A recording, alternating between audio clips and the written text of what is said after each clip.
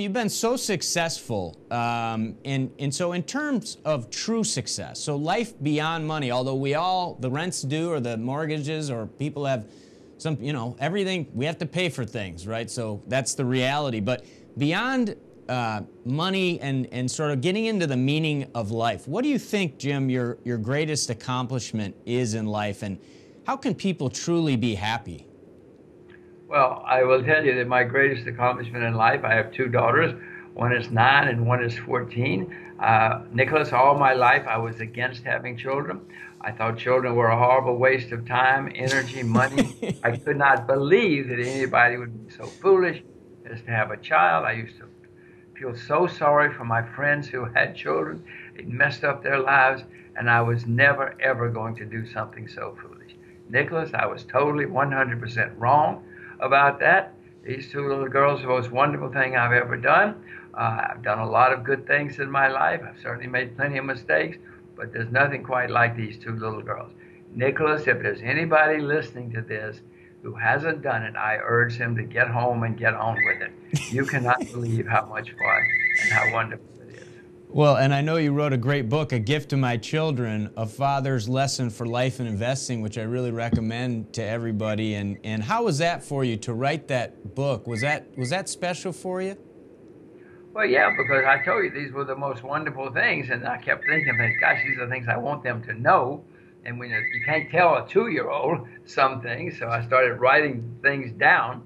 It actually started with a Japanese magazine. We would do a letter every month of things that I wanted my children to know. Next thing you know, it turned into a book, and now the book is being revised again. It's going to come out again. The Chinese came to me recently and said, oh, why don't you update that? So I added another 22,000 words recently, which will be published in November. It's going to be even better. It's a lot of fun. And again, these are things I want my children to know, but you cannot tell a 9-year-old. The 9-year-old has to read it when she's 21 or 19 or 29 to really understand the lessons. Sure, and so what are some of those lessons? If you just were to pick a couple that stick out to you, you seem like a pretty open-minded guy, but you live in China. I mean, you've done so many things that people couldn't, you went to China, I think it was in the 80s, and you saw the opportunity in the 80s. But what would you recommend to your daughters, and then you put it in your book basically to everybody? What are some of those things that... Because the short version, the most important thing I'm trying to teach them is to think independently and to be curious and think independently. If you can think independent, first of all, you can be curious. Most people aren't. If they see on the television that X, Y, Z is happening, they say, oh, X, Y, Z is happening. They don't start to think about it and ask questions and be curious about what's really going on, and because they don't think independently. Most people do not think independent. It's very easy to go along with the crowd and do what everybody else does.